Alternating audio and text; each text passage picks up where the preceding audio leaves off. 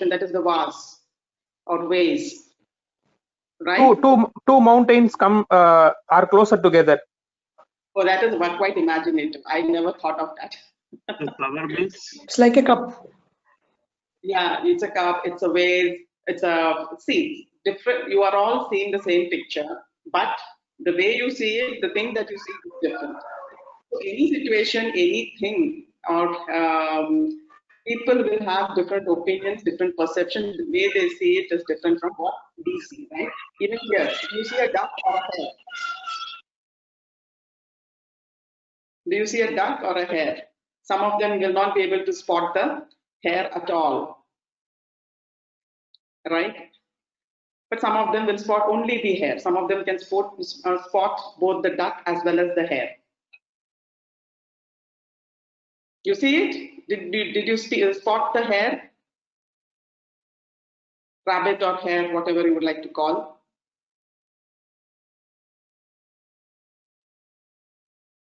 Some interaction would, be very. Yeah, it's a cup. It is a duck. See again, some of us will see a duck. When I show this to students, some of them will never be able to spot the rabbit or the hare, H-A-R-E, which we usually say. They never, and then we have to show them. And some of them bang on, they will spot both the images. So again, the same image, different opinions. What do you see here? This is a very famous picture. Many of you may have used also in class. What do you see in this image?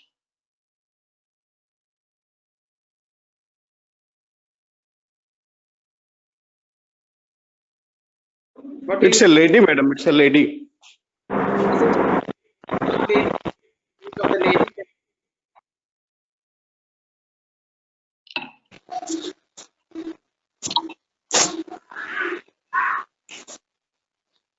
Anna Teresa. It is A boy's head. a boy's head, young boy or an old little teenager? Or Young boy, little boy head. Mother Teresa. Mother Teresa. Oh wow! And a snake will swallow the boy's head. Snake is. It's both old as well as a young lady. From one side it is old, and another side it is young. Excellent. Old and the young lady. See, some of us will see. This is the. Yes, madam. It's both a young and old lady. Some of you have Mother Teresa. Some of you have seen. Old lady, man. This is a young boy. So see, this is how a same picture can elicit such imaginative response from your end. Excellent. Lady, madam. Yes. Lady. So this, yeah, this if you see, do you see this? What is this? This is a Dog. dog. But do you see something beyond, apart from a dog?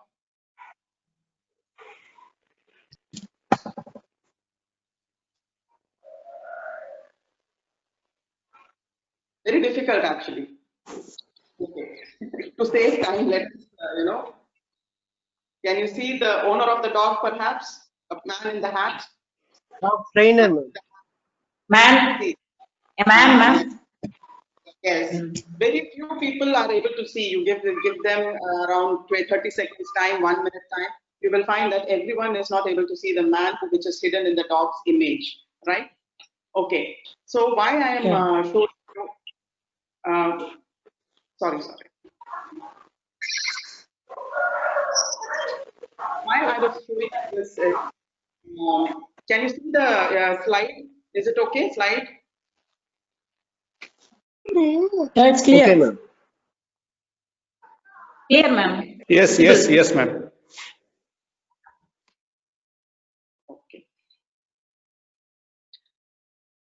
Okay, so this is what you see when you see in a conflict situation. As you said, there is a disagreement because people fail to see what the others are seeing. So most of the times conflicts arises out of differing situations of different parties, because the way we perceive things, it depends on the way we are wired, or you can say the way the way we have the experiences that we have. the way we look at situations, or the emotions attached with it. So perhaps when one employee in an organizational situation, an employee would perceive from the practical scenario, whereas some employee may employ, the employees and employer, sometimes there is a conflict, because an employee would perceive from the practical scenario, whereas the employer would perceive from the goal or planned scenario. This happens between the managers and their subordinates also. Subordinates, they are the ones who are, executing so many things, and the managers are the ones who are giving directions, and they are mostly giving the conceptual framework. So sometimes the subordinates may feel that the managers are not practical, they don't understand the ground realities, so they don't see the same situation in the same way. So you find that conflicts arise. As well as employee can look, when one employee looks from an economic perspective, his colleague may look at quality perspective, right? So it also depends, because some of the employees are in the quality department, their concern is quality. Some of them are in the sales department, their concern is getting maximum sales. And the person who is there in the credit manager or the finance guy, he will be looking at from the perspective of saving money, cost saving. So these are, conflict arises because it may be the same situation of delivering a product or something, but different people, their own goals are different, the way they look at things are different, priorities are different. So you find that conflict situation always arises. So now, as usual, there are certain definitions of conflicts which have been given. Whatever is any of these definitions can be adopted, and all are given by different social scientists. So conflict is a form of competition. I like the first one and the third one. The first one, conflict is a form of competition between perceived or actual compatible needs, goals, desires, ideas, or resources. And what Stephen Robbins, Stephen Robbins has given also a definition where when one party perceives that another party has negatively affected or about to negatively affect something that the other party cares about. It's also very important that the meaning is very clear. When they perceive that they are going to negatively affect something that the other party really cares about, then you find that there is a conflict-like situation.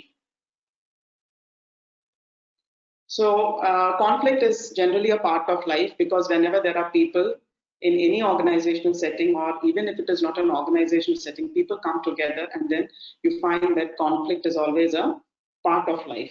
Okay, and the traditional view was that you should avoid conflict, because conflict, there are many negative connotations associated with conflict. Whenever we think of conflict, yeah, there is dissent, there is argument, there is violence. This is what comes to the mind. And the traditional view also says that you should avoid conflict, or you should resolve conflict, and conflict should be nil in any work setting. Okay, but as you find many researchers, and as research on this area was being done, you found, and now the recent thinking is conflict is something which is good.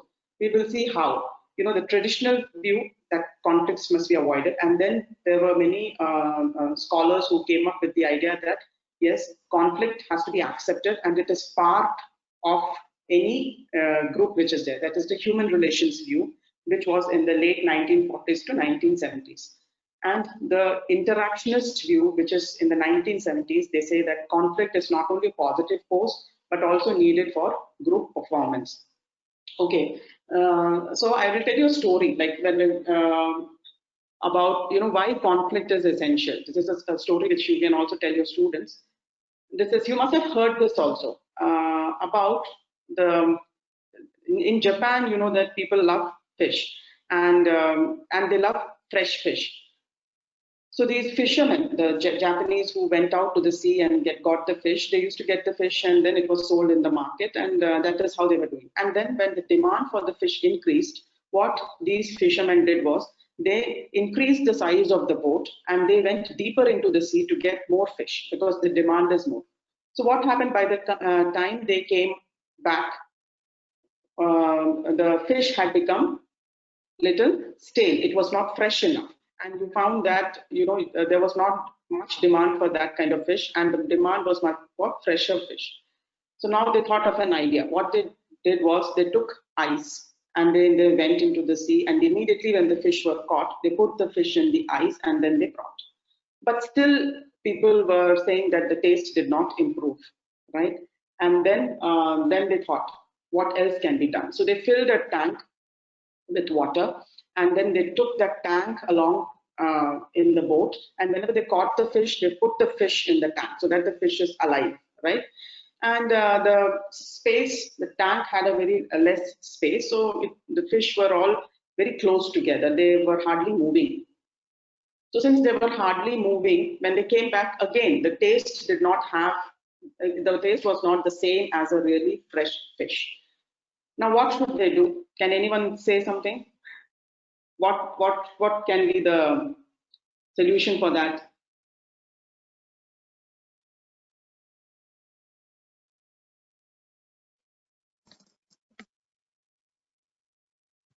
The story ends by having a shark or something.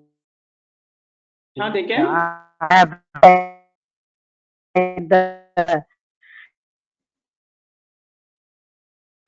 Your voice is not Tank. audible. the Size of the tank. Shark. That's what you're- shark or Huh? put a shark in fish in that. They started by putting bigger resisting, and they had a conflict, so it was fresh.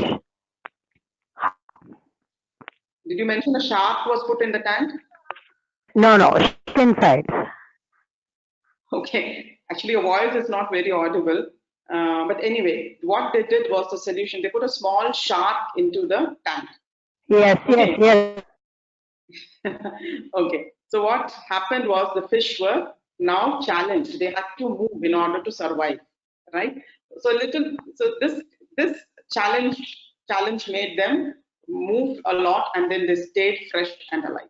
So that is the similar case with us also. We need challenges in order to be fresh and to use all our faculties, mind, everything to the best of our abilities. We need challenges. So if it is complacent kind of an environment, we are too comfortable where we are, and you will find that you don't achieve much. That is the interactionist view, that conflict is not only positive force but also needed for group performance, right? So this is the latest view, and this is what we are going to see in the further slides. So the traditional view of conflict was, that occurs because of poor communication, lack of openness. Because in traditional view, the management and the employees were mostly, at conflict because their interests were different. They did not share a common interest. Management was mostly profit making, and employees were their wellness. So this was lack of openness in whatever they were doing. So conflict always occurred, and failure to respond to employee needs. So in those traditional view, employee needs were never considered, and the organization was just about profit making and how to maximize benefits for the shareholders. So that was the view, and during that time, conflict used to be considered very negative, and at any cost you need to avoid conflict. Okay, and it was not discussed openly, and the way they used to handle conflict was by terminating the employees who created conflict, and such harsh measures which saw to it that conflict is curtailed in at the beginning itself, because again conflict was associated violence, destruction, and all. So now you find this is a one case also, like. You had one, and the board members of Sunbeam Oster followed a traditional approach when they fired the company's chairman, Paul what is his name? Sorry. Okay. Kazarian.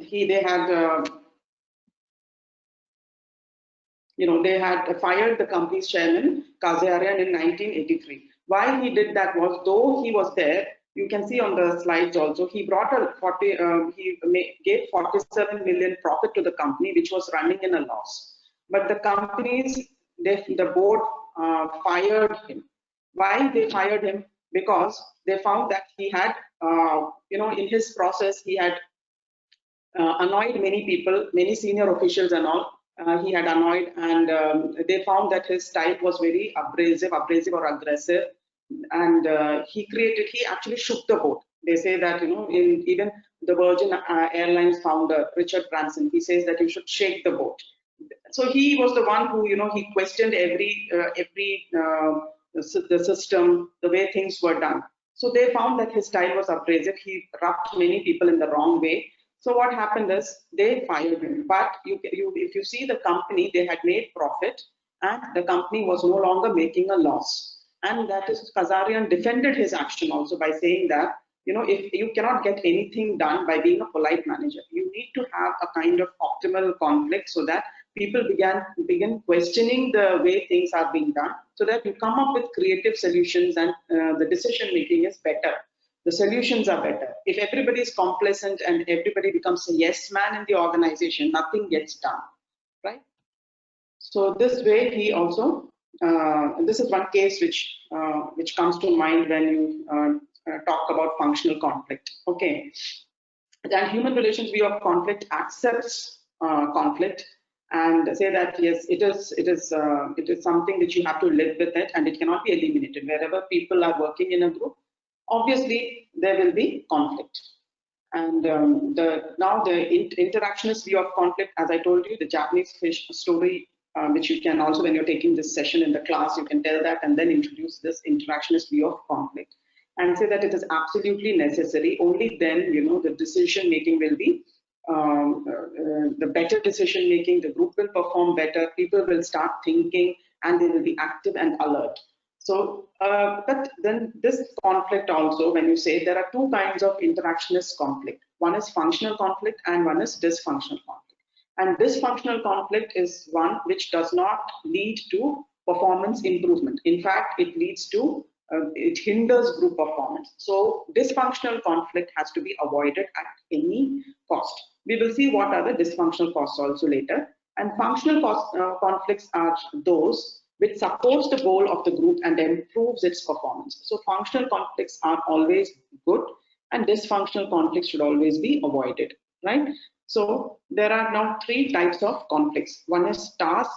Task conflicts is also conflict over goals of the work, and it is goals, it is work related, because it is task conflict. It is something about the work which is there, the goals and all. So that is a low to moderate level, and it is a functional conflict. Whereas you find relationship conflict is based on interpersonal. It is, people problems, the problem between people. And this is always a dysfunctional conflict, because, you like a person, you don't like a person, you don't like somebody else's beliefs, opinions. So these things are not work related, and it is very personal. So this becomes dysfunctional conflict, which is not good for any group. And process conflict again is on how work gets done. So low levels of this type are also functional. So task conflict mostly about the goals on the task, and process is about how you are achieving those tasks. And this is conflict over that. And this is always functional, because when these kinds of conflicts happen, you start thinking critically and you come up with better solutions or better decisions. So now the conflict process, which is there, which is in the theory part, it is mentioned, stage 1, stage 2, stage 3, stage 4, and stage 5 you have, right? So we will focus on each stage. So the first stage is where the source of the conflict happens, how the conflict starts, right? So the first one is, there are three variables which causes the first stage, that is the source of conflict, is through communication, and then the structure, and then personal variables. Let us see one by one. Communication, again, semantic is, language, the way people word things. Certain things are okay in certain cultures, certain things may not be okay. So this is how people express verbally, even it can be oral or written, the way people express the message, the misunderstandings that happen. Communication is a big chapter, you all know. So when misunderstandings happen due to communication, again, conflict can happen. And structure, because of your nature of the job, right? Because, for example, as I told you earlier also, if in an organization somebody is in the production department and the other person is in the marketing, So the marketing guy will take orders from the customers and he wants that to be executed within a particular period, and he gives that to the production. But the production people say that no, the vendors have not supplied this part, that part, so it will get delayed. So the marketing guy says that you are supposed to do it within 30 days. Now you are giving this excuse, and there is a conflict between them. Similarly, sales people and maybe the finance person. The sales person, his or her target is to get maximum sales. He will close a lot of sales, but the finance person will be, his job is to minimize credit. So if the sales has been closed on credit, he will not agree to these transactions. So there is a conflict between them, right? So the structure, the nature of the job which is there in the organization structure, that itself can create conflict. Otherwise, personally, there is nothing. But the way, and the quality person, he may be focusing on the quality, and this marketing person he just wants this to be delivered on time, and he is taking a lot of time to approve the product. So there are various instances because of the nature of the job, the leadership style, or the reward system, and all. You will find that there is a lot of conflict in the organization. Then personal variables, yes, personal variables. There are many instances when you don't like a person for whatever.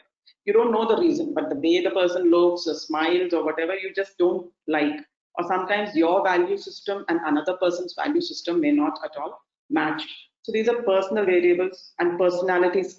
Everybody has a different personality. I think that was one of the topics which was handled in the first session, personality differences. So the personality differences also clashes, and you find it unacceptable to work with some people or to get along with some people, right? So this is about, these things are potential for conflict. So these are some of the cases which you can always tell your students. Like I was telling you, there's a case like Meera and her boss. You can have any other name, that person. She was working with a particular boss, and she was very comfortable, and she used to say our wavelength is very good, and I understand what he wants, and I get things done. The moment her boss got promoted and then some other person came or replaced her boss, this person, Meera says that she does whatever he says, but when she completes the work, he says that this is not what I expected you to do. So there is somewhere some misunderstanding, and the communication is not proper. And Meera says that I have done whatever I do, whatever he says I do, but he says this is not what he was expecting from me. So this is the typical case of communication issue. And then, as I told you, between the salesperson and the credit manager. This, and also as a classic example where because of the structure, you find that conflict occurs. And this personal values, maybe some book, you may find that book very interesting. Maybe John finds a book very interesting, but Deepa may say that it is a trash. It is not at all a good book. It is not written well. It is rubbish. So values, so what people believe in, their opinions and all are formed by multiple things. So this also has shapes people's personality, and due to that also there can be clashes. And I think, was MBTI handled in the first session, the personality?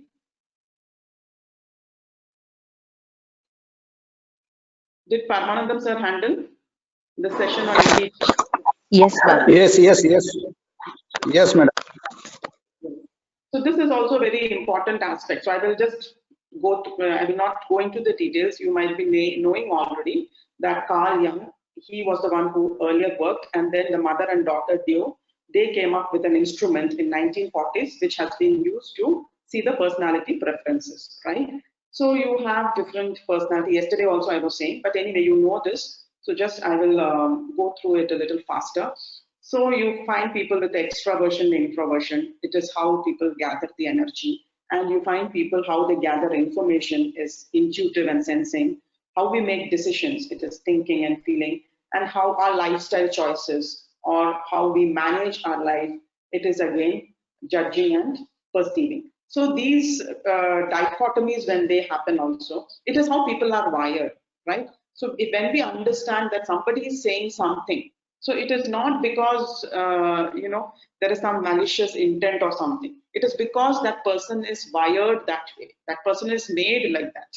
Okay, that is why some people, when there is a deadline, they will start working and then they will try to finish it, and they love deadlines.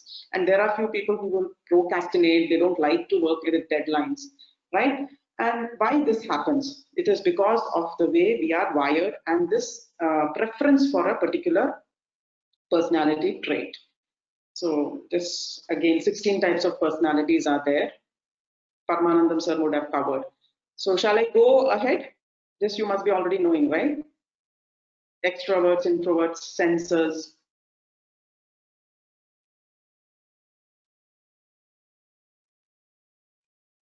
Can I go ahead? Yes, yes. Yes, yes, continue.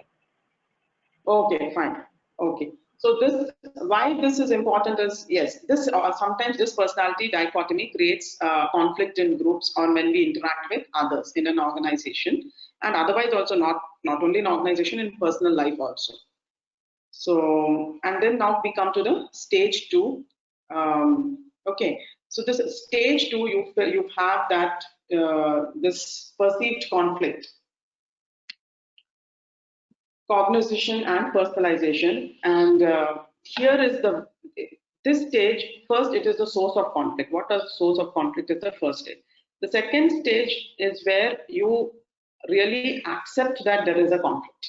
You tend to accept that yes, there is a conflict, and perceived conflict is still not felt, or it is not explicit. You cannot sense it right now, but still few people, they realize that there are conditions which are there and it can result in conflict. There is an awareness, and then when it moves to the other part, that is felt conflict, that is emotional involvement. Initially, just parties are aware, okay, that yes, there are conditions in which the conflict can happen. Felt conflict is, yes, when they are able to, they get emotionally involved, and this conflict like situation, it's creating anxiety or tension and frustration and hostility. Okay, so this is that stage when you really feel the conflict, and you both the stages, even they perceive, and then it moves on to the next where you are able to feel the conflict. And how you define the conflict will help. At this moment when you feel that okay, there is a conflict, how you're defining it. You're defining it with negative emotions, or are you defining it with positive emotions? Sometimes some people have an approach which is very negative, and they say that okay, this is a conflict in which I need to gain and the other person has to lose, and they will have a very they will not trust the other person, and they have a very negative interpretation of the other party. So that is negative emotions. So this will always lead to, you can say, a very aggressive attitude towards conflict. But a positive feeling, if you approach and define a conflict like, yes, let us find a solution so that you don't spoil the relationship with the other party, and let us come up with something which is a win-win type of a situation. So that is a positive approach. And when you approach or define a conflict in a positive way, then you find that you can always work on a solution which is a win-win for both the parties. So at this stage, you are feeling, second stage, you are feeling that there is a conflict, and then your approach, you're defining the conflict either in a negative, with negative emotions or with positive emotions. So this is the second stage. And then you have the third stage, and it's a very important stage. Here you take decision how you are going to act. Right? How you're going to solve this conflict, or how you're going to manage this conflict. And for that, you have two variables, cooperativeness and assertiveness. Like, these two combinations, to the degree to which you are ready to satisfy the other person's concern is cooperativeness. And assertiveness, it is attempting to satisfy your own concern. You put your own concerns in front, or give importance to your own concerns. That is assertiveness. Both are opposite to each other, and these two variables, the degree to which you are willing to cooperate, or the degree to which you are assertive, will determine your strategy, right? So you find that when cooperativeness is low and assertiveness is low, you will take on a avoiding strategy. In avoiding is like you will completely an escapist route. you just pretend that the conflict does not happen, and it is an escapist way of handling or managing a conflict, right? And the other one, when cooperativeness is low and assertiveness is high, it is competing. That is a win-lose situation where you are trying to gain at the expense of the other person. Okay, and then you have another strategy where if assertiveness is high and cooperativeness is also high, then you have collaborating, where again you are looking at win-win situation, right? You also win, I will also win. Let us try to solve the conflict in such a way that both of us win. And then another strategy where you have, assertiveness is low and cooperativeness is high. It is accommodating. What you are doing is you are willing to put somebody else's concern before your own. So you may lose something valuable, and the other person, you are ready to give the other person what he values at the expense of yourself. And there is something called as compromise, where both the parties are ready to sacrifice something. Both of them are saying, okay, both of them lose something of value. That is compromise. So these are these strategies which people follow. And the people who have who choose avoiding style, they are like the turtle. What does the turtle do? Like, it's just an analogy that I've brought in. The turtle, whenever there is a danger or something, it will just pull its head, legs, everything inside. Okay, so pull, and it wants to get away from everyone.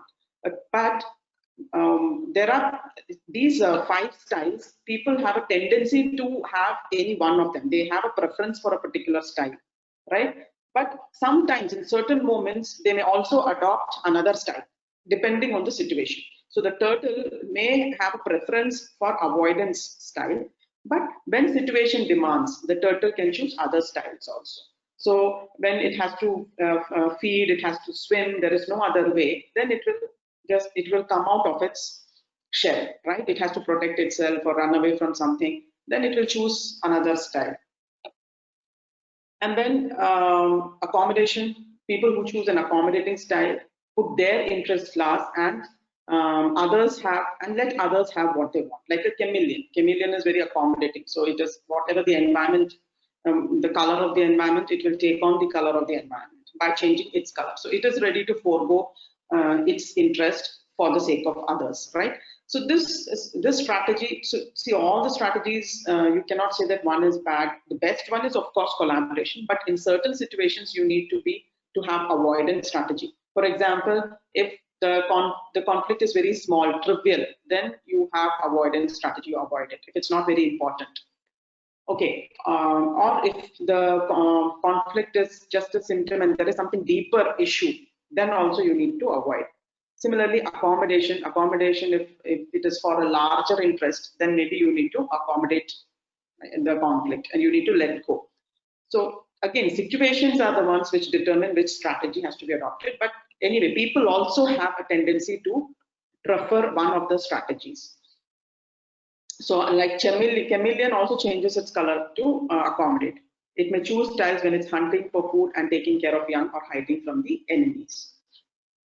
And then again, compromising style, it is like a zebra. Okay, so the zebra's unique look indicates that it doesn't care if it's black or white. Let's just split the difference and let us have both. Compromising, sometimes, sometimes people think that compromising is a very good way of solving. But, when people go and they are in a hurry to compromise things, actually they don't understand that if they had spent a little bit more time, they would have come up with a solution in which both could have won, instead of both of them losing something, right? For example, the classic story about 2 sisters. One of them, they wanted an orange, right? And they were fighting for the orange. And then they said, let us compromise and then let us cut the orange, and then half they were taking the orange, right? But if they had really understood the other person, it is then they would come to know that one of the sisters wanted the orange juice and the other sister wanted the orange peel, the orange skin of the orange peel to make cake, to bake a cake, right? But they did not explore. What they did is they were in a hurry to compromise, and then they split the orange. If they had really known what the other person wants, both could have won both did not have to lose the half part, right? So that is why compromise, when you come, you should not be in a hurry to compromise. You should really find out what the other person needs. Otherwise, you tend to lose something which unnecessarily you will lose something of value. Okay. And then now you have a competitive style. That is the lion, like a lion, which is right. It is always win-lose.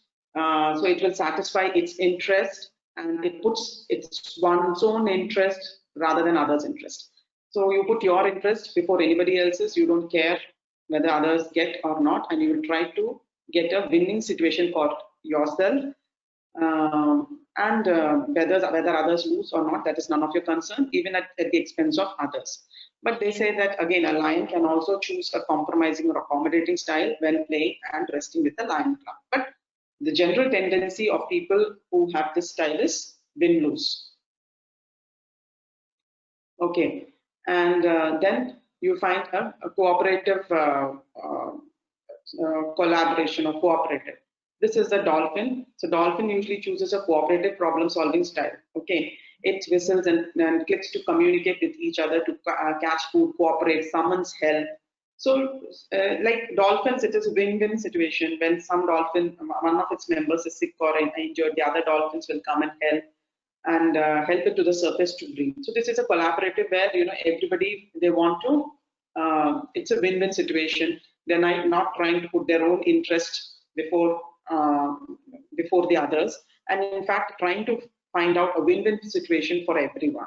So the dolphin usually chooses to be cooperative problem solver, but in certain situations when its baby is threatened and all, it can adopt other confronting kind of strategy also.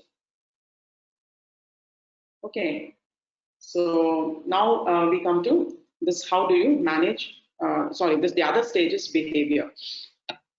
Any questions till now?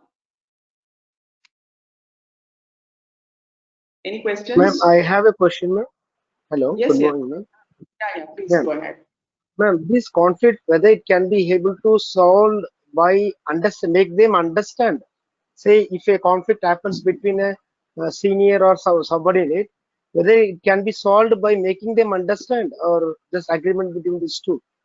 Is that possible? So, because you have said avoidance, accommodation, competition, and collaboration. Apart from this, is it possible for us to overcome this, making them understand? Yes, obviously, many of the conflicts are solved, no? And how do you resolve conflict through negotiation? That we will see in the next part.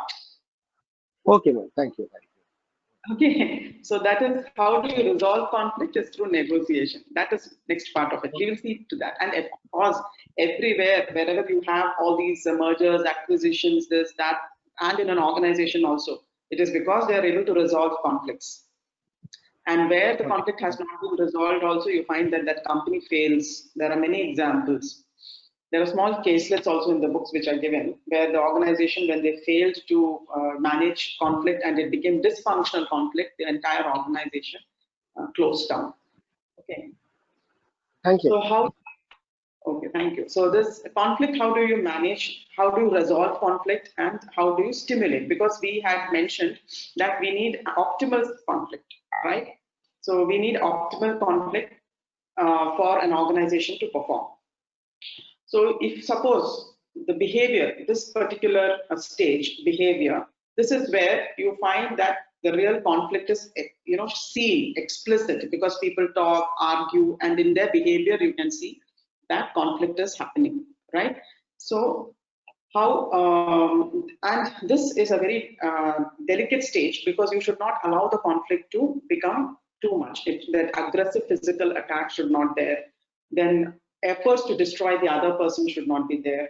And this is the higher, when the conflict is very high, that time you will find that, you know, physical attacks or destroying the others, threats and ultimatums. So it is a stage when, from no conflict to a stage where you want to destroy the other person. So you need this intensity continuum. If you see, you always want to have it at the lower level. Conflict should be low or medium level. Optimal conflict is always better. And this threats, assertive verbal attacks and all should not be there. Questioning, challenging, till that it is okay. Minor disagreements, misunderstanding, sorting it out is okay. But the moment it becomes assertive verbal attack, threats and ultimatums, that then leads to dysfunctional conflict, which is not good for team performance. So as this is through research, they have come to know that when the conflict is low or none, the type of conflict is dysfunctional. And what happens is apathetic, stagnant, non-responsive to challenge. They had given an example also of General Electric from 1960s to 1990s. What happened is they were promoting all the executives who were yes men, who never said no, who always said yes and always obeyed, showed loyalty to the higher top management. They were promoting these kinds of people, and whoever were questioning, they were not promoted, and they ultimately left the organization. So in General Electric, ultimately what you found was you had all these yes men who were always basking on the past glory, and they were comfortable in their position. They were not looking at the challenges of the future. So what happened is General Electric, it started losing its market share and profitability. And then another CEO or chief executive came in who started rocking the boat, or who was the one who said, this is not the way to do. And he started questioning the way things were done. And slowly General Electric again became successful. So these are some of the ways where, when in an organization, if everybody is a yes man, the organization, you will find that will not perform well. Slowly it will perish. And optimal conflict is functional, viable, self-critical, because it critiques each and every decision that has been taken, and it comes up with innovative decisions. So unit performance is high. And the last one, where the conflict is high, is again dysfunctional, disruptive, chaotic, uncooperative, and of course the unit performance is low. So how do you manage conflict? There are certain strategies, like you were asking, can conflict be managed? There are few techniques which you need to. Theory will give you techniques, but applying all those things is art. It requires expertise, it requires art, it requires interpersonal skills also. So problem solving is having, meeting face to face. You must have seen in labor management when labor bargaining and all happens, how the people come sit across the table, and then they try to solve the problem, keep the problem out, and then try to come up with solutions. Or you can also resolve it by superordinate goals. Superordinate goals is, shared goals, the goals which are common to everyone, which is shared interest. Everybody's, it is not a single goal, but overall the organizational goal, which is above individual goals. Okay, or it can also be solved by expansion of resources. If suppose resources in the sense that you can create a particular job, a particular position is creating a issue, then you can create two positions so that both the people can be accommodated in the position. Or if you say that they are fighting for resources, maybe the different departments, so you can increase the budget and give the resources to both the departments and satisfy them. If it is genuine case, so you expand the resources and try to manage the conflict. Avoidance is, again, avoid the issue totally. That I told you, that can be when it is a very small trivial issue. You need not spend time in addressing those issues. Very small issues, like where the should puja be conducted here, there, some small issues. Then smoothing is like you are focusing only on the positive aspects, and you are not focusing on the negative aspects. You focus on the task to be done, rather than focusing on some of the negative aspects of conflict. Then of course compromise, both the parties lose something of value, and then they come to a conclusion. Or you can also manage a conflict by authoritative command. That is like, you can give an order and say that this is how it will be. And this type of command, authoritative, it is like a competitive way of strategy. Then it is really important, like safety issues or cost cutting or certain things which are not very popular with the organization employees, but it has to be done. Then you will be, through using your authority, you will say this is how it will be done. Okay, that is through authority you will come to a conclusion. Or you can altering the human variable if the conflict is because of interpersonal skill issues and all. You can arrange for a development program for your employees on emotional intelligence, personal effectiveness, or or communication skills. So you can give them these development programs so that people, that human variable, the aspects, their approach to looking at things will change. They will accept differences in others. Like, they will understand that people are different and you need to accept the difference. The moment you accept the difference, I think, the source of the conflict somewhere, you tend to understand the other person, and the source of the conflict is to some extent resolved. Or you can also alter the structural variables, in the sense some changes in the organization structure you can make. Either you can transfer the employee or give him some other assignment. Some structural changes you can make so that you can solve that issue. Or some system you can create between the way, you can say that production department and marketing, you need to give a forecast to the marketing department, has to give a planning to the production department. Then only they will know that, okay, this is the plan of the month. Then they can proceed like that, rather than fighting that I want this product this day and all those things. So some changes in the structure can be done. So this way you can manage the conflict and somehow to stimulate the conflict. That means if the conflict is very low, you need to make it optimal. Those were when you had a high conflict, somehow you need to resolve. And so this is somehow you have to stimulate. That is through communication, that is brainstorming, calling people, everybody is asked to give ideas. So open communication, transparent communication, bringing in outsiders. Maybe you can have consultants who come and then they will sit with the employees and try to come up with the problem definition, solutions to the problem, bringing in outsiders and restructuring the organization, distributing the power, the authority. That also works. Appointing the devil's advocate is, you can always, in any group, you can appoint a devil's advocate who will question every decision that has been taken by the group, so that they are forced to think critically and again go back and revisit the decision that they have done, so that again a refined decision comes into, a defined decision is implemented.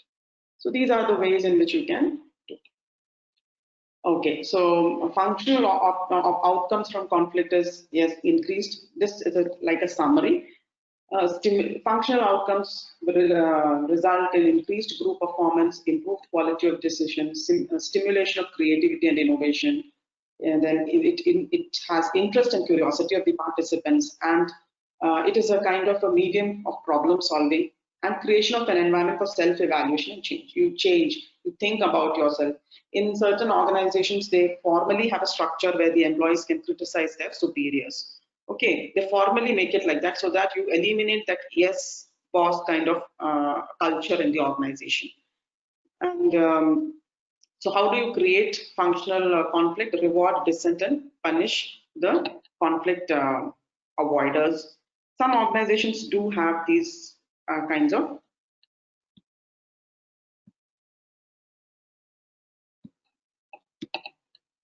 just a second.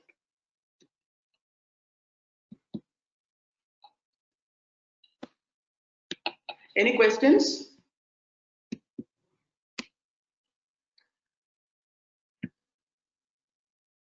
Ma'am, one more question. Hello. Yes, yes. Yeah, please. If a conflict happens between more than two persons involved, so then how it can be solved? If a conflict happens between More than two persons involved. That means in an organization, many people are working for a single goal. Sometimes it may happen that different people have different ideas and their different perception to reach that goals. In that cases, how can we handle those things? Yes, how do you see? As I told you, there are different people are there. Then you have to face to face. There are so many techniques which are available. So you can choose any of these techniques. So you can have. I told you to resolve conflict, there needs to be a negotiation or the conflict resolution, like face-to-face conversation, meeting, and bargaining. Actually, negotiation and bargaining is one of the methods to solve an issue. You will bargain. Negotiation is like you try to put on the table what you gain, what I gain, you try to put a rate to that. So that we will be seeing in the next one. So even if it is a group of people, it can be done. for example, in usually, conflicts, it is not between one to one. It is group of people only. There you will always find that if I have an idea, I will have few supporters, then few of them who are opposing. So it is face to face. You have to have meetings, you have to negotiate, you have to bargain with each other, you have to speak it out, and you have to, through logic, so many methods are there through which you try to solve that. And even if you see labor and management conflict, it is not one person, no, it is multiple people who come. If it is one person against many people, then the person needs to think, what is it that he is doing or he or she is doing that is rubbing the other person in the wrong way. Okay. Right? So there is a small technical difficulty. Give me just 1 minute, I will sort it out. Is it okay? Some small technical difficulty. Am I just big? Yeah, go ahead. Yeah, just give me some time.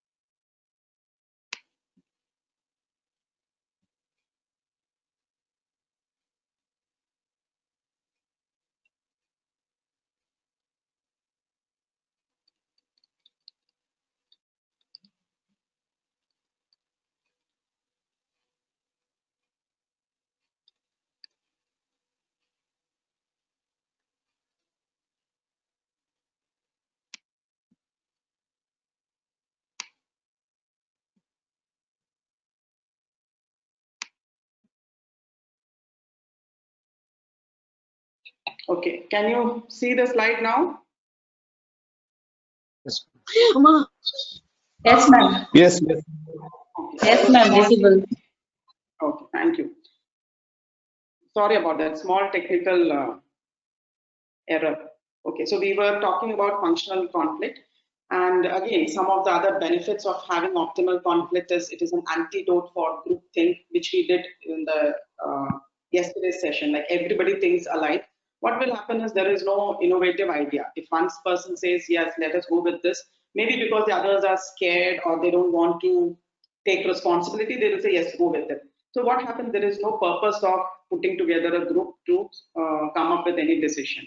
So conflict is definitely as an antidote, because if people question certain way of doing things or certain ideas, it is good actually. And conflict improves therefore decision making. So organizations should create a formal system. There are certain organizations which already have systems in place, like HP rewards dissenters. Dissenters, those who come up with, those who say no, or they are very particular about a particular thing and they question things, they reward them. And Herman Miller has a system, it's an organization where employees can question their bosses with impunity. No punishment is given. They can question, they can give feedback on many of these, of the decisions of the bosses. And you find that that kind of work environment is always better for better decision making, right? So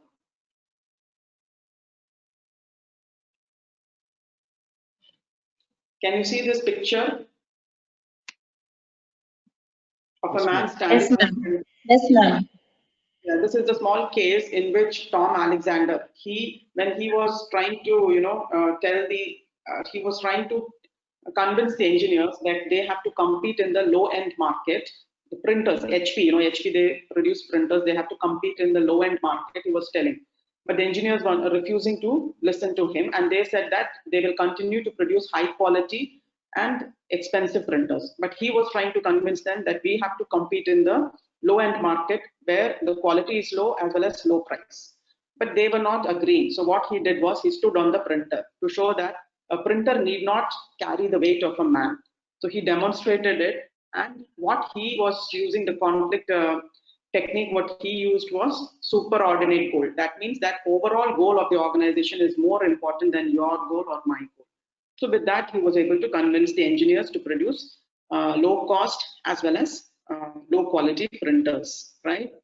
Similarly, if you confront a situation where one of your relatives is a supporter of one political party and you are a supporter, and whenever he sees you, he tries to pick up a fight with you. What do you do in such situations, right? So avoidance is better because you want to have a relationship with the person, and the person may be senior person.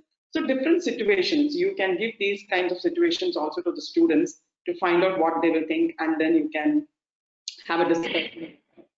Okay, so this is one small case which I have given. Then we come to the next part.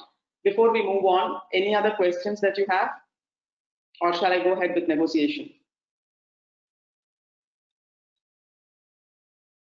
Hello. Okay. Hello. Am I audible? Yes, you are audible. You're audible. Ma'am, there is one question from my side. Basically, Yes. out of the syllabus, but what I feel, ma'am, how to solve the conflict between the families, ma'am? Can you explain? This is also out of the yes. I'm just facing these things, ma'am. That's why I'm asking this question. How to solve the conflict between the families? I know that is very difficult because a lot of emotions are involved, unlike in the organizational structure. But I guess, the one thing that I will say which worked for me is accepting the difference, that people are different. You need to first accept that. Why this happens is we want everyone to be like us. What we do, why a person is saying, and then you have to persuade the person in such a way. It will take time. You have to first understand where he or she is coming from, and be patient, and try to find out the root cause of why the person is behaving like that, and then think of strategies to try to make the person behave in the way we want them to do. And the answer is not a simple one. In fact, I can take it is persuasive skills is another topic. How do you persuade people? I understand, but first thing that you need to do is to accept people the way they are. They will, in certain things, that is how they are wired. It's, for example, you want your son to keep his room clean. It is not that easy. You say to keep his room clean, he will not. Today he will do, he can use threat, you can use emotions, nothing, and you wonder why. Maybe he is the one who is like, he doesn't like order. He is wired like that. He likes to be messy and he's comfortable with a messy room. But for you, it has to be orderly, right? And then conflict happens. Sometimes it is better to let things be as it is. Certain things, of course, you can't. But if it is an adult and all, it is not that easy to change people. Children, maybe some manipulation, something here and there you can do. But adults, you have to make them see reason, and then you have to express your emotions, why you are feeling like that, and then see how the other person is reacting. If, for example, if you tell your son, if you spill food on the table, I have to clean, and you don't have to blame him. You say that if you do this, what I'm feeling, I feel the stress of cleaning, and it is extra work for me, and I'm not getting time to focus on my work. Then you see whether there is a change, and it is a process. I know that is not the complete answer, but some extent, first you accept that people are different. Rightly said. Yes, yes. Creation. Thank you. Yes. Thank you. So negotiation is, when one or two parties exchange goods and attempt to agree on the exchange rate. So, and then it resolves conflict. And again, negotiation and bargaining are used interchangeably. Bargaining is also used for negotiation. It's because the heart of negotiation is bargaining. So distributive bargaining and integrative bargaining are two types of bargaining, in which distributive bargaining seeks to divide up a fixed amount of resources. It's a win-lose situation. So you cannot have more resources, fixed amount of resources. If you gain something, the other person will lose. So in those kind of situations, suppose salary increase, if there is fixed amount of resources that the organization can have. So either you get more salary, or sales department get more salary hike, or the production department gets more salary hike. I know the example may not be exactly right, but this is how it is. There is, it's a somebody has to lose if there has to be a resolution. So that is distributive. But integrative bargaining, when settlements can be win-win for both. Like I told you about the orange. The sister wants the orange peel, another one wants the juice. So it's a win-win situation, integrative bargaining, right? So you need to be very creative in order to come to do integrative bargaining so that both the parties win. So see, this is the outline. In fact, this is a big topic which can be done through a lot of cases, role plays. There are so many role plays available which you can use, and you can show so many videos also. I'm giving you the outline. So in distributive bargaining, the goal is get as much of pie as possible, and in integrative bargaining, expand the pie. So goal, because resources are limited, so the goal will be you get maximum. But in integrative bargaining can be increase the resources so that both of us will get what we want. So that is the approach of integrative bargaining. And motivation, it is win-lose position, and here it is win-win interest.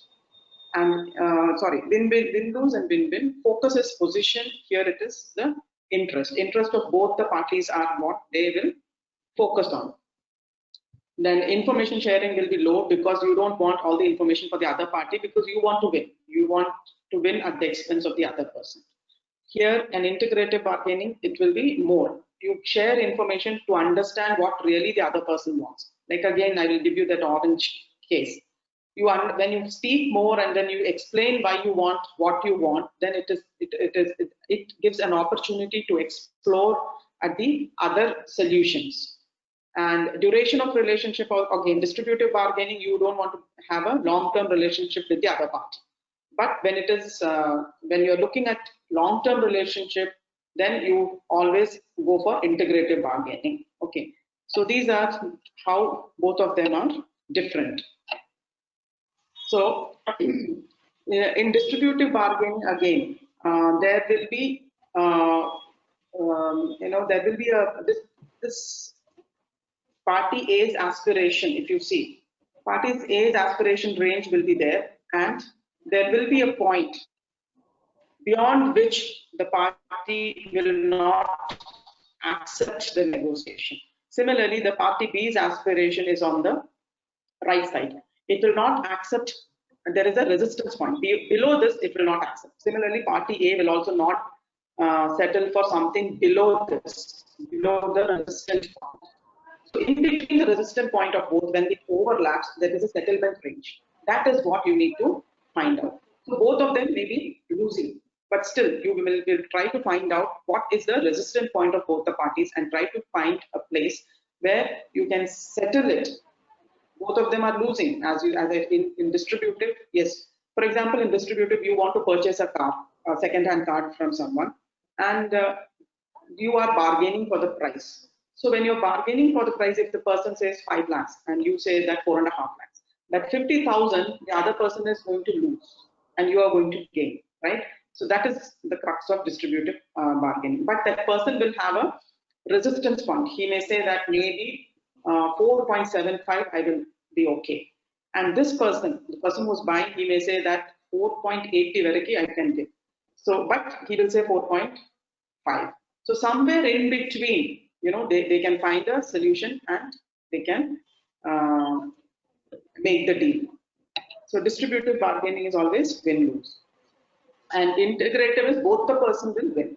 Here, you are not losing anything. Both of them will be winning, and both of them will, at the end of the day, they will say that yes, we have, won something.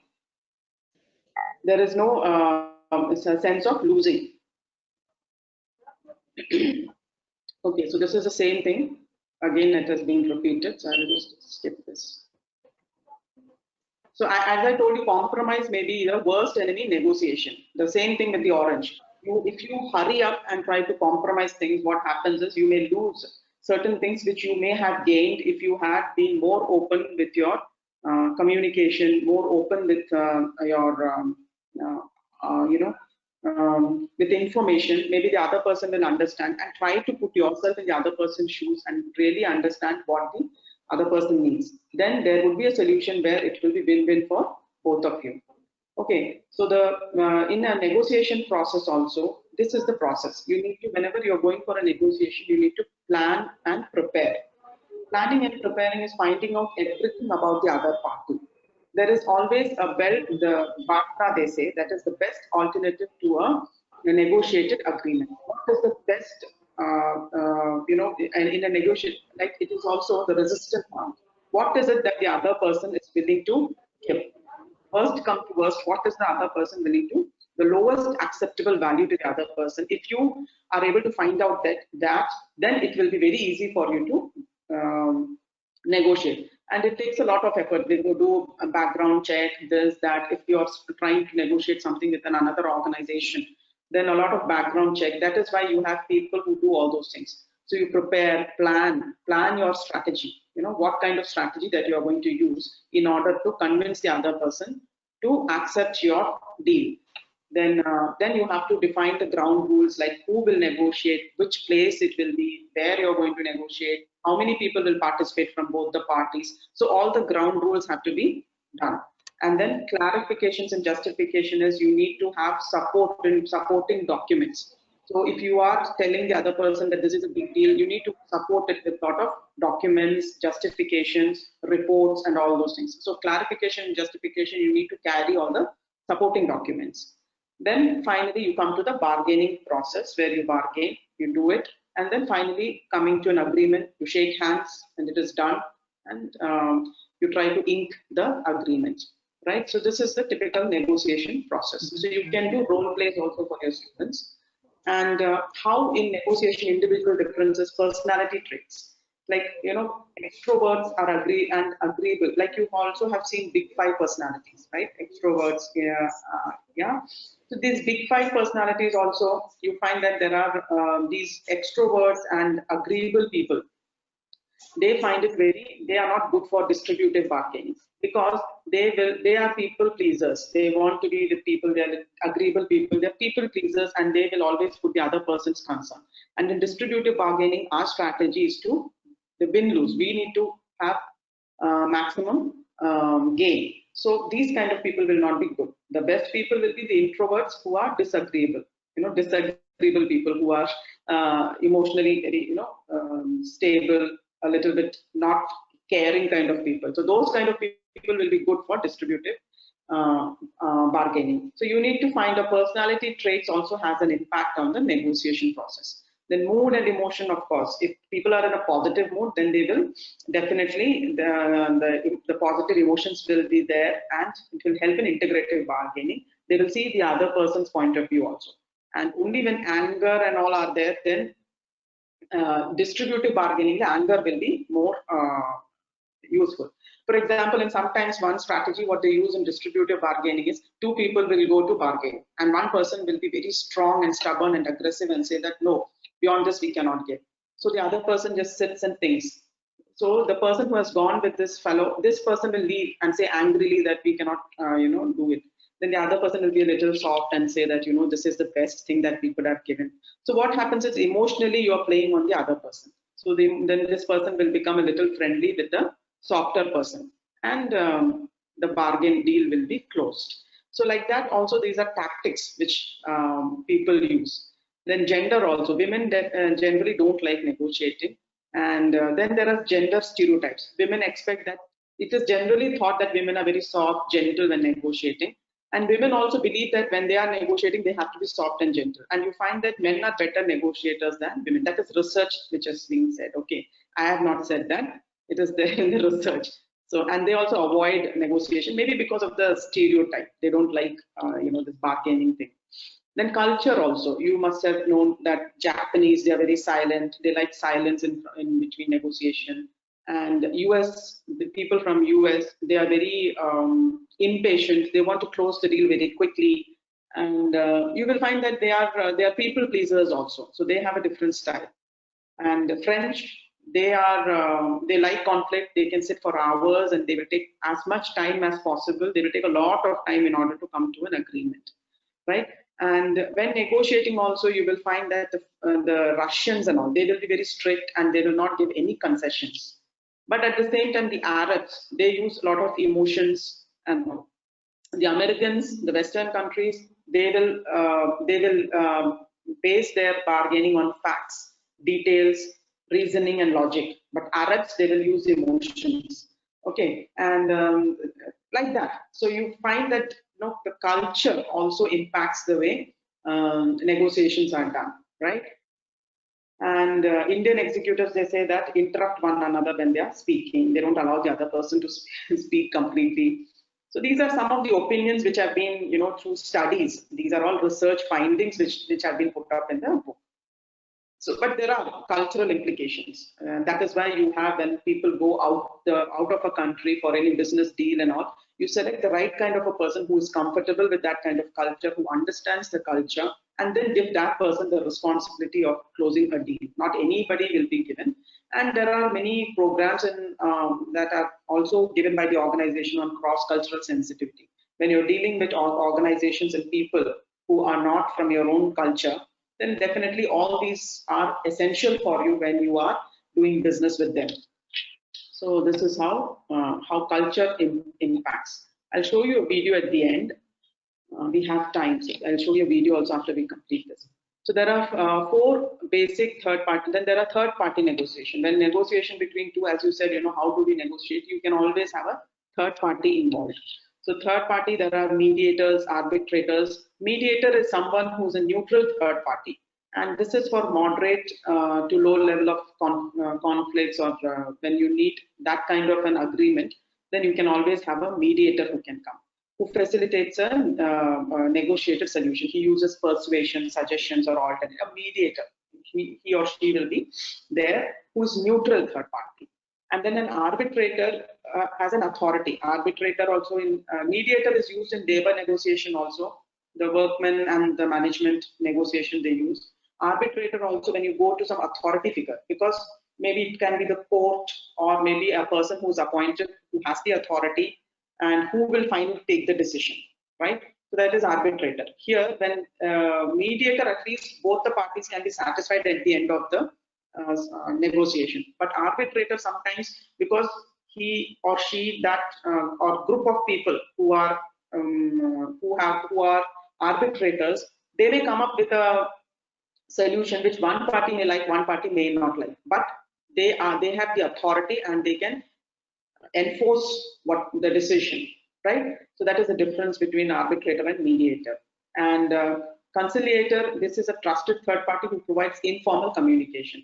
This conciliator and mediator are almost the same thing. The only thing is conciliator will also find more information. He also does the work of finding or getting more information, fact-finding work also he does.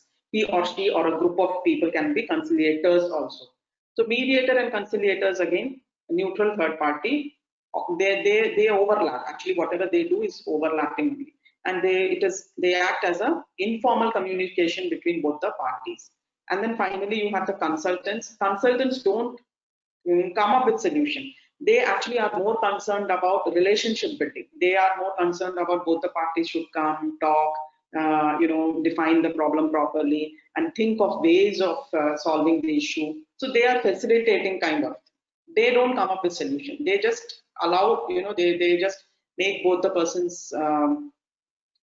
parties sit and then think of solutions and build relationship, improve communication between the two parties. So these are the different roles, minor differences among all the roles, roles of the third party people, right? So we can see a few videos. I think I'm done with that. And any questions I can take, or we can see some of the videos, as you all say.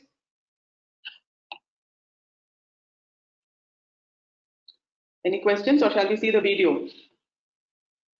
Ma'am, I have a question. Yeah, tell me, please go ahead. Now, if an employee is Yeah. reluctant to work, or just very least interest to, he is having least interest to work because of any salary issues, or he is deprived from promotion for long due promotions. So this kind of, but I have to run. Say but I have to run with this employees. So then run the department decently. Then how can I go with this? How can I solve these kind of problems? Because I don't have any option to make him hike and give the promotion or salary hike like that.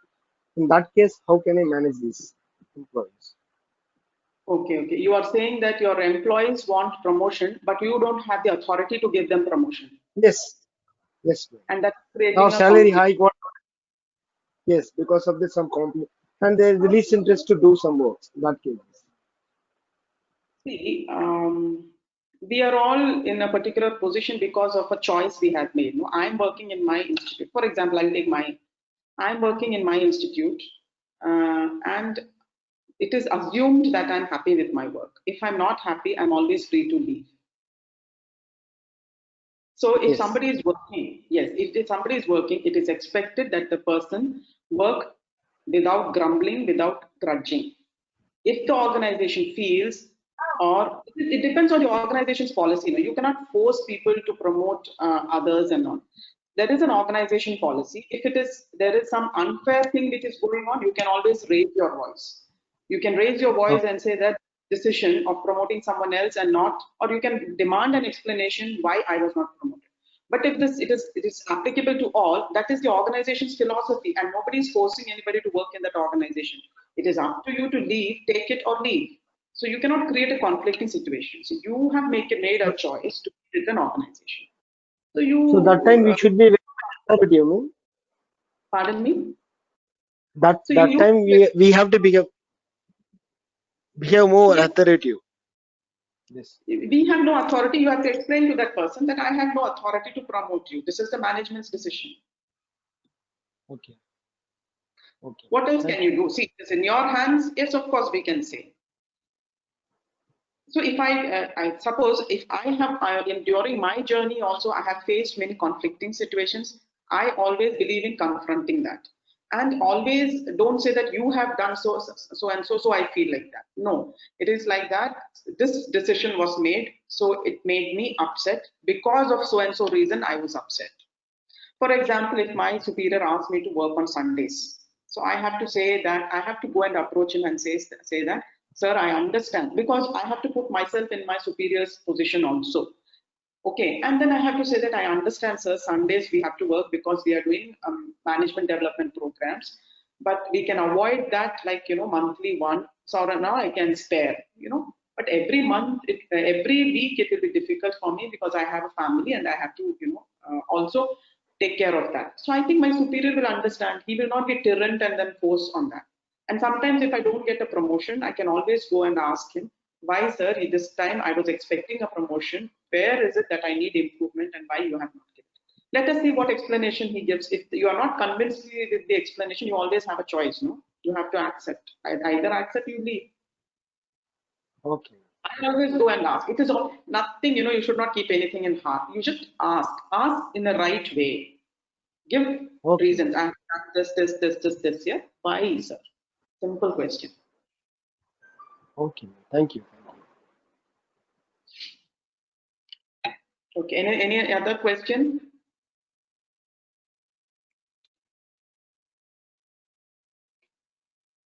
We have 5 minutes. Can we see one video?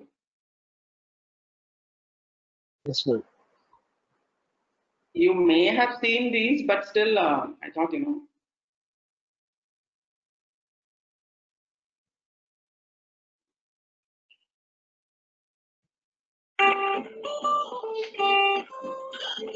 you see the video?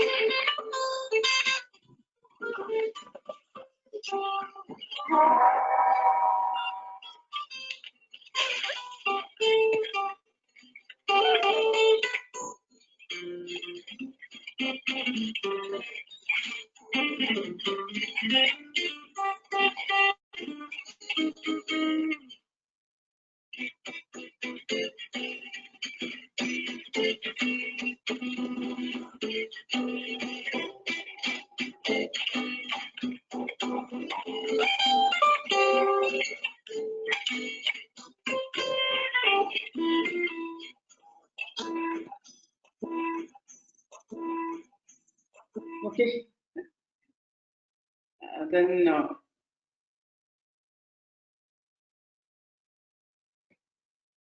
one more is there on cross-cultural.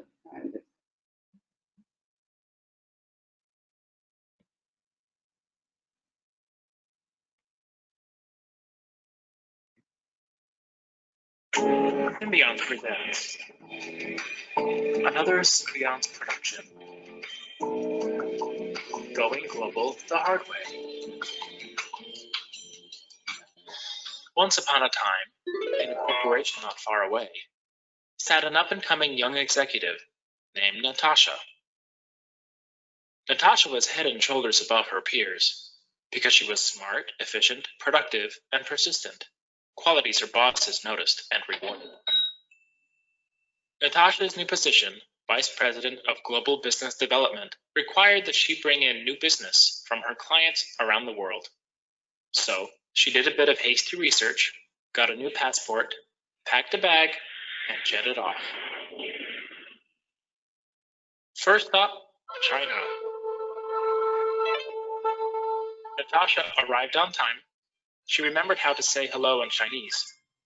Then she got down to business. She covered the agenda, kept the conversation on the business at hand, and finished on time. Mr. Han was impressed with Symbionts' numbers, but he did not give Natasha his business. What did she do wrong? Was it A, didn't speak enough Chinese, B, didn't bow deeply enough, C, gave a boring presentation, or D, she ran a very efficient meeting, keeping to the business at hand? The answer is D. Natasha's efficiency and talent for keeping everyone on task are assets in her meetings with American clients, but in China, it is customary to get to know one another, to build relationship and trust before doing business. And inefficient or not, you can't rush trust. Next stop, Japan. Natasha had a great meeting with Meiko Nakamura. At the end, Ms. Nakamura presented Natasha with her business card. Natasha quickly tucked it into her briefcase and secretly celebrated her victory. But Ms. Nakamura never called, and Natasha didn't get her business. What did Natasha do wrong? Was it A, she didn't have a cool business card, B, she didn't speak Japanese, C, she tucked Ms. Nakamura's business card into her briefcase. Or D, she wore a boring black suit. The answer is C. In Japan, business cards are presented and accepted with both hands. They are handled carefully, with respect. Natasha inadvertently offended her would-be client by not treating the card gingerly, not studying it before putting it into her briefcase.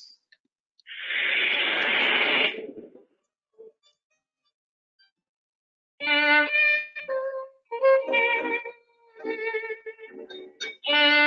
Argentina, Natasha's meeting went so well that CEO Simon Ruse invited Natasha to his home for dinner. Natasha arrived early and settled in. Finally, the others arrived. Natasha enjoyed her evening, but she didn't get Mr. Ruiz's business. What did Natasha do wrong? Was it A, she arrived early, B, she drank too much wine, C, she didn't speak Spanish, or D, she didn't bring a date? The answer is A. In Argentina and other Latin American countries, it is customary to arrive a little late for dinner. By arriving early, Natasha appeared greedy, and no one wants a greedy business partner. Then it was off to Egypt.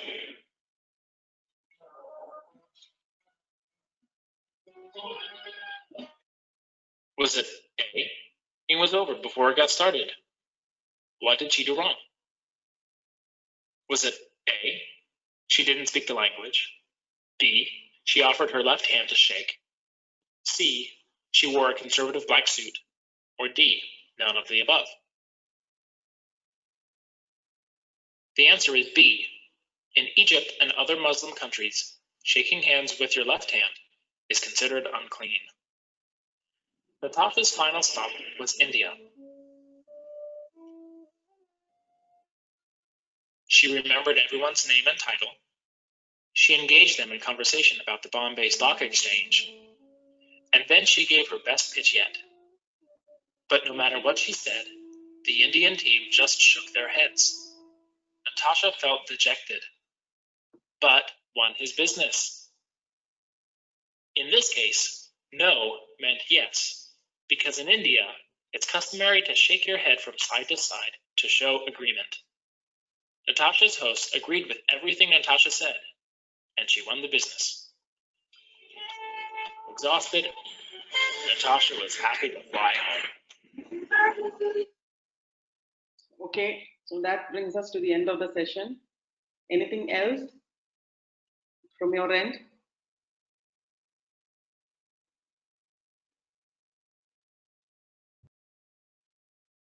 Thank you very much. Thanks, ma'am. Thanks. Thank you. Thank you, ma'am.